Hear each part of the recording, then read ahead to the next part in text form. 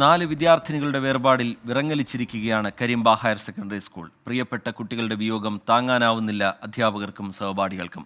തിങ്കളാഴ്ച മുതൽ സഹപാഠികൾക്ക് പ്രത്യേക കൗൺസിലിംഗ് നൽകുമെന്ന് ഹെഡ് മാസ്റ്റർ ജമീൽ പറഞ്ഞു.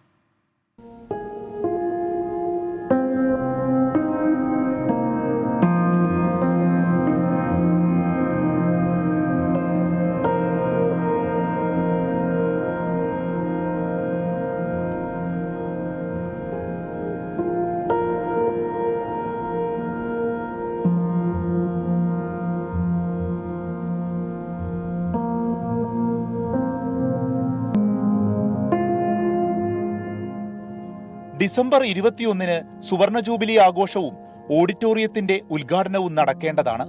അന്ന് ഈ വേദിയിൽ ഒരു ഒപ്പന അരങ്ങേറും. അതിലെ മണവാട്ടിയായി ആയിഷ, 2 തോഴിമാർ. അവരിന്ന് തുപ്പനാട് ജുമാ മസ്ജിദിന്റെ ഖബർസ്ഥാനിൽ ഉറങ്ങുകയാണ്. ഹിന്ദി പരീക്ഷയ്ക്ക് കാണാം മാഷേ എന്നും പറഞ്ഞ് പിരിഞ്ഞ കുട്ടികളാണ്. സദാനന്ദൻ മാഷിന് ഒന്നും ഉൾക്കൊള്ളാനായിട്ടില്ല.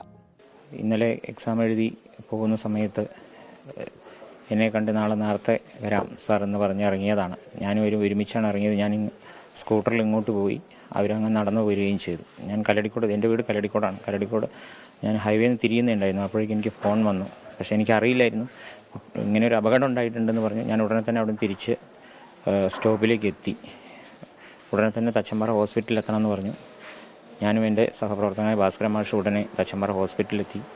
കണ്ട കാഴ്ച ഭയാനകമായിരുന്നു. ഒരിക്കലും ഇങ്ങനെ ഒരു പ്രയാസം നേരിടേണ്ടി വന്നിട്ടില്ല ഇതുവരെ ജീവിതത്തിൽ.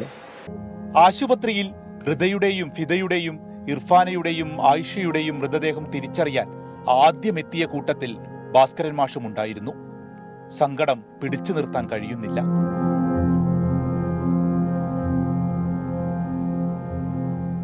ഒപ്പം പഠിക്കുന്ന കുട്ടികൾ, അവരെ പഠിപ്പിക്കുന്ന ടീച്ചേഴ്സ്, അവർക്കൊക്കെ ഇത് സ്കൂളിനെ സംബന്ധിച്ചിടത്തോളം ഏതൊരാൾക്കും ഇത് താങ്ങാൻ കഴിയാത്തൊരു അവസ്ഥയാണ്. സ്കൂളിൻ്റെ സുവർണ ജൂബിലി ആഘോഷം കൂടി ആഘോഷിക്കുന്ന ഒരു വർഷമായിരുന്നു. ഈ 21-ാം തീയതി ഈ കുട്ടികൾ ഒപ്പന മത്സരത്തിന് ഈ സ്റ്റേജിൽ കയറേണ്ട വിദ്യാർത്ഥികളാണ്. ഈ ദുരന്തം ഒരിക്കലും നമുക്ക് താങ്ങാൻ കഴിയാത്ത ഒന്ന് തന്നെയാണ്.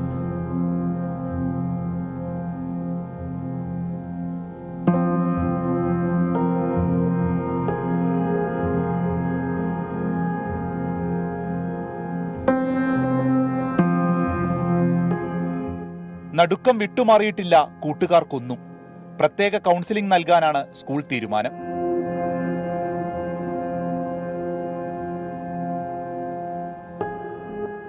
കുട്ടികൾക്ക് എന്തെങ്കിലും പ്രയാസങ്ങളുണ്ട് എന്ന് അവർക്ക് തോന്നുകയാണെങ്കിൽ തീർച്ചയായിട്ടും ആ വീടുകളിൽ നമ്മൾ സന്ദർശിച്ച് അവർക്ക് വേണ്ട മാനസിക പിന്തുണ കൊടുക്കും. പിന്നെ അവർക്കൊരു സ്കൂൾ തുറന്നു വരുമ്പോൾ കുട്ടികൾക്കൊരു ഗ്രൂപ്പ് കൗൺസിലിങ്ങും ഇപ്പോൾ തുറന്നു വരുമ്പോഴായിരിക്കും കുട്ടികൾക്ക് കൂടുതൽ പ്രയാസം ഉണ്ടാവുക. കാരണം ഒരു ക്ലാസ് റൂമിൽ ആ സ്പോട്ട് ഒഴിഞ്ഞെടുക്കുമ്പോൾ ഉണ്ടാവുന്നൊരു പ്രയാസം.